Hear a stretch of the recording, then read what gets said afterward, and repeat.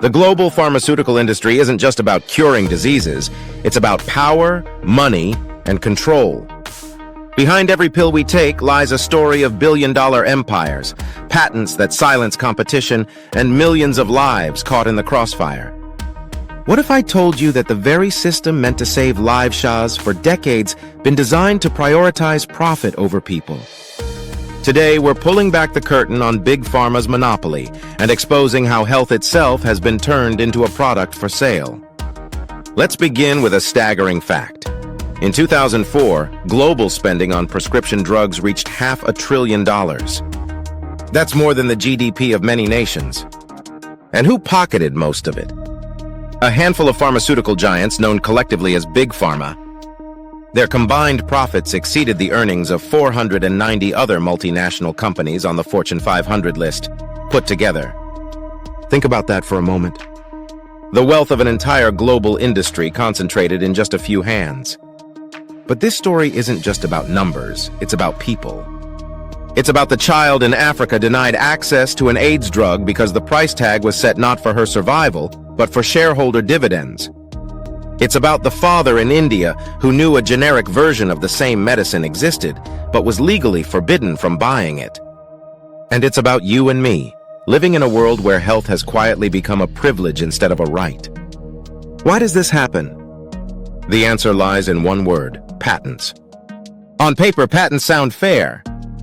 They reward innovation and give companies time to recoup their investments. But here's the catch. Pharmaceutical patents don't last a year or two, they last 20.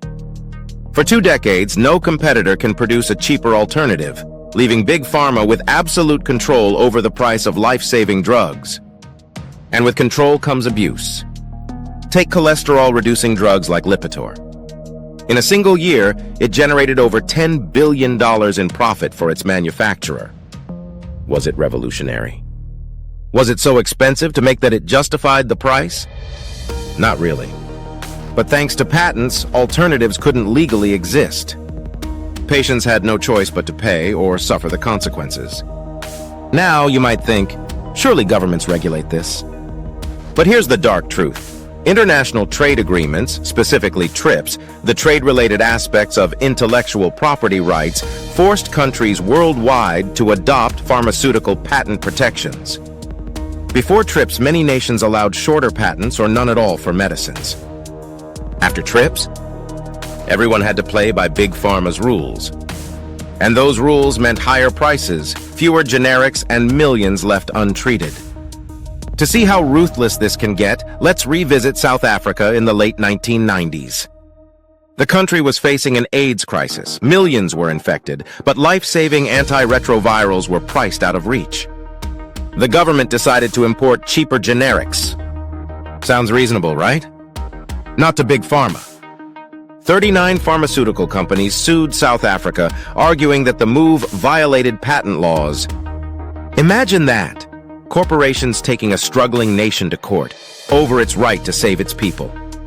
It sparked global outrage. Protesters filled the streets.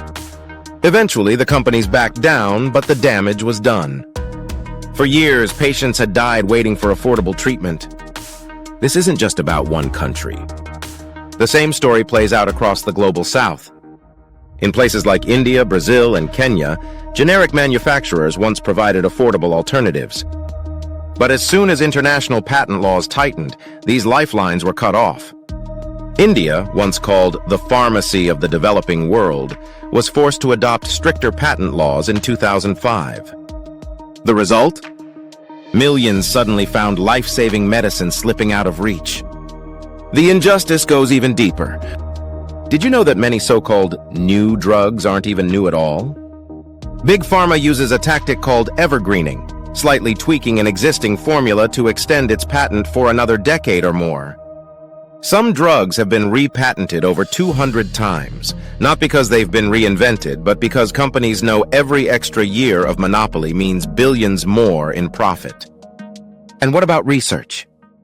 You'd think with such enormous profits, pharmaceutical companies would pour money into groundbreaking cures. Yet shockingly, most of their spending doesn't go into research at all.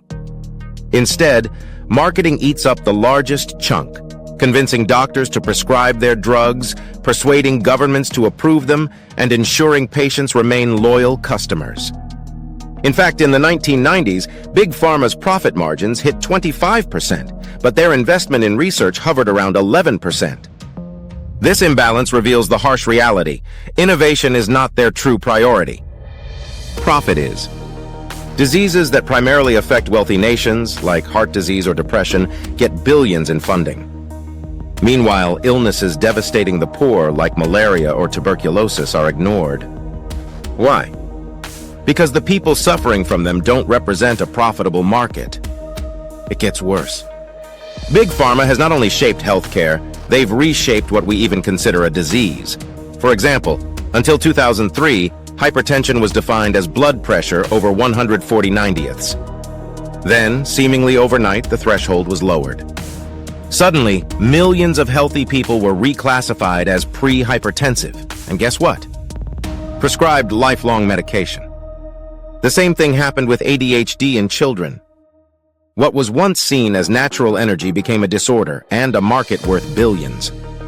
This quiet rewriting of medical definitions turns ordinary life into chronic illness. And with each new diagnosis, Big Pharma gains another permanent customer. Health is no longer about prevention or healing, it's about dependency. Now let's take a step back. What does this mean for the future?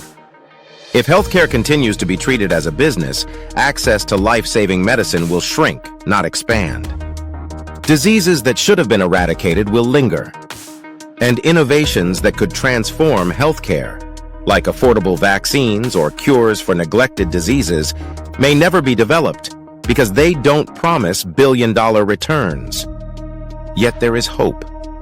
Countries like Brazil and India continue to fight for generic production.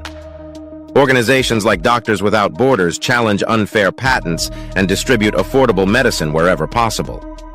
And public pressure has proven powerful, as seen in South Africa when global outrage forced pharmaceuticals to retreat. But the question remains, how long can this system last? How long until wealthy nations themselves collapse under the unbearable cost of medicine? How long until ordinary people say enough is enough?